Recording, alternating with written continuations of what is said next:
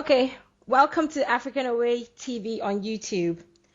For those of you who do not know about African Away or haven't listened to our first interview, African Away was founded by a group of people, Africans away, diaspora Africans, who were looking for information about African businesses and institutions on the internet and couldn't find it in one place. And so they came up with the idea of indexing African business and events on one website.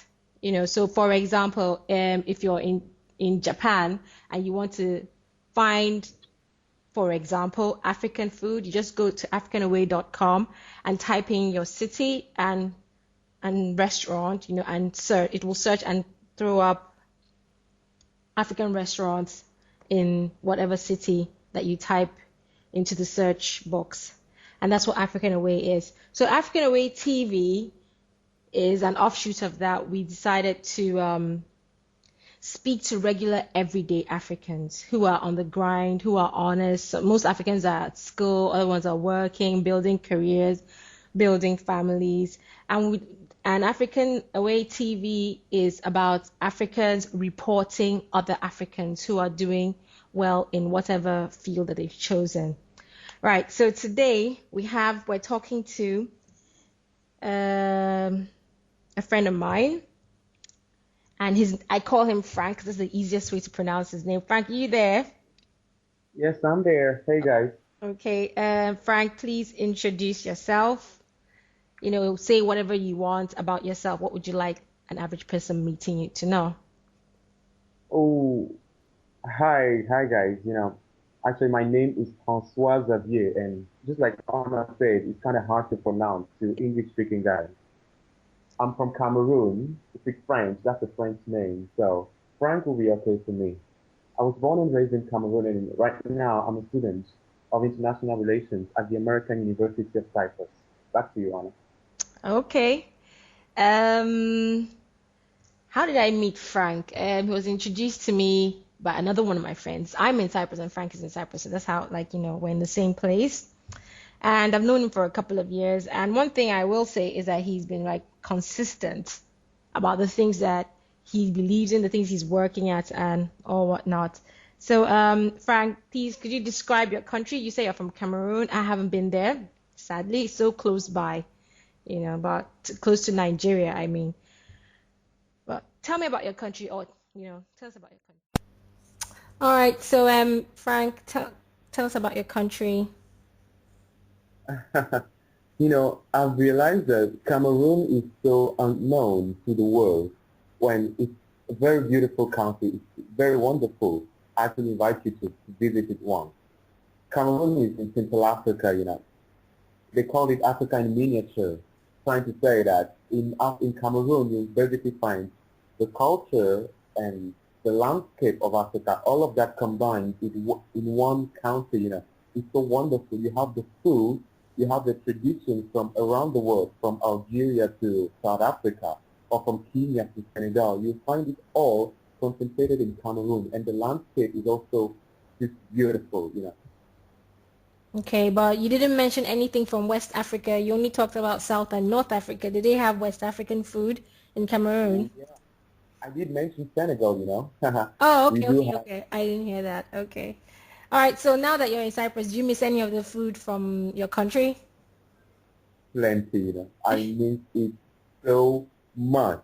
I know. Cooking is Cooking is something I just love doing. And since I came to Cyprus, I've experimented some new things in culinary speaking, but I really do miss the food from the food from home. All right, all right. I know Africans don't mess about with their food. Everywhere that they go, they have to find something. You need to swallow something. They need to eat something that has palm oil in it and whatnot. But in Cyprus, we haven't got an African shop, and it's a bit difficult for us out here. But anyway, moving on. Talking about Cyprus, can you tell me one positive thing about Cyprus and one negative thing about Cyprus, in your opinion? Um, Cyprus, most people are seen on this Cyprus. they really do not enjoy it. I also wonder why. Cyprus to me is a wonderful island. The landscape of Cyprus is breathtaking. You have mountains. You actually get in touch with the Mediterranean. The Bible calls it the Great Sea. It's actually wonderful to be in touch with history. Cyprus was the Yeah. island Paul and Barnabas kept in. Barnabas was a seafarer. I mean, it's just beautiful. You can do trekking, scuba diving, paragliding, parachuting. It's something you don't get to do back home. And when you are here, you overlook some of the differences, some of the problems the island can bring to you, and just take a breath of fresh air. You just enjoy the Yeah. island. Yeah. Okay. What about a negative thing? Have you got anything negative to say? One thing negative is the language barrier, I would say. All right. It's very difficult to get in touch with the locals, with your autochthons, because they speak Turkish here in the northern part of the island. They speak Turkish, and we have to learn Turkish.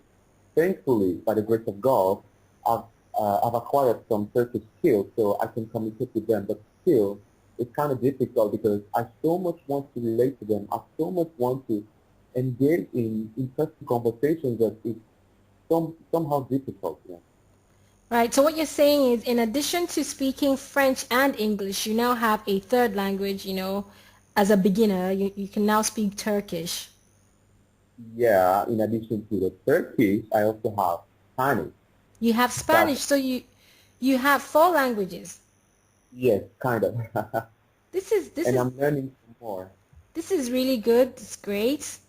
And this is exactly what I'm talking about. This is the aim of African Away TV, to highlight Africans who have, um, how do I put this now, who are making strides in personal development, and creating positive effects in the environment they find themselves in. Okay, Frank, I'm going to ask you about, your studies. There's a particular reason why I chose you, apart from these other things. I know you very well. But I want to highlight the fact that you're an international relations student, you're an undergraduate, yes? Yeah. And what is your CGPA? That's, isn't it? Talk about that. My This is what I want to highlight in this interview. okay, my CGPA. Well, if I have to help you, I would say that I am 18 years of age. Yes, 18 years old. Yeah. I'm in my third year in university undergrad, and my CGPA is 3.91 over 4. Wow. So hang on a second. You're 18 years old. You speak four languages, and Okay. and you have a 3.91 CGPA, and you're an Yes. international relations student. I Right. think you, out of a whole lot of people, you have achieved a lot. This is my opinion, looking at a whole lot of things. When I was 18, I didn't speak four languages. So I think you've done really well for yourself. I think you're an inspiration to somebody out there who will listen to this. Okay. So what are your plans for the future? You're an undergraduate. What are you going to do? A master's? Where you headed with international relations? Just talk to me about your plans, your dreams per se. Well, I hold Africa and my country, Cameroon, very dearly to my heart. What one thing I have to do, I put it as an assignment unto me, is to change my country and to change the African continent one Right. way or the other.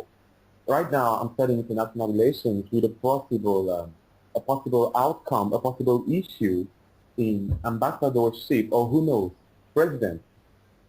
God can do what He wants with me. I will go as my God will allow me to go, as He will direct me. Right.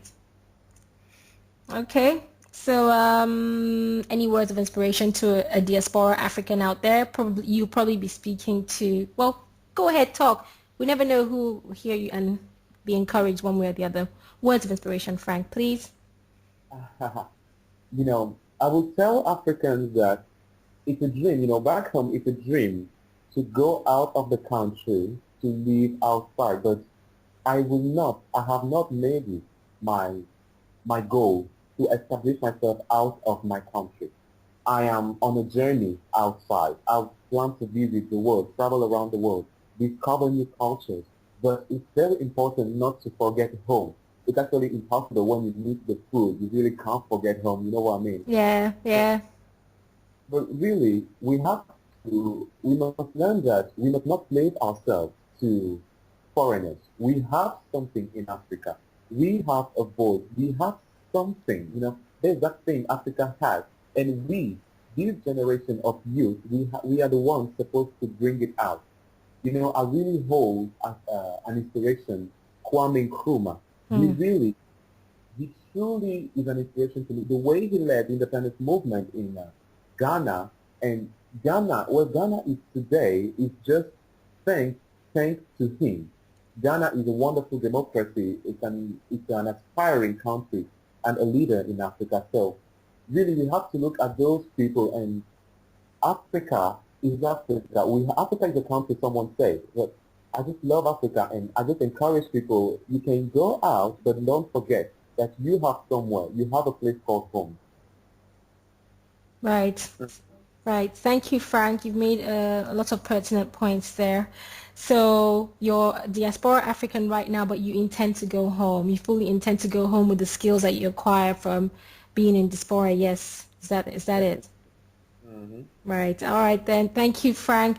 Thank you so much for your time. Thank you for your words. And of course, you're going to have to sing us something because we're about to close up. So give us a song, something really short, something fun. Uh, I don't uh, know. what am I going to sing? I Oh, have now, no clue. no, no, no. All right. Let me think quickly. Um, who is on the Lord's side? I want to know. I am on the Lord's side. I'm on the Lord's side. I will never give up. I'm an overcomer.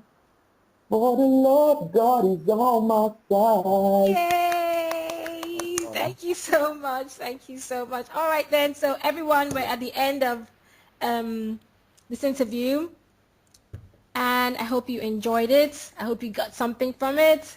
So keep listening, and remember, we're Africans reporting Africans. All right. So see Bye-bye, you. guys. Bye, everyone. Bye. Bye, Frank. Thank you so much. You're welcome. Bye-bye. Bye. Mm.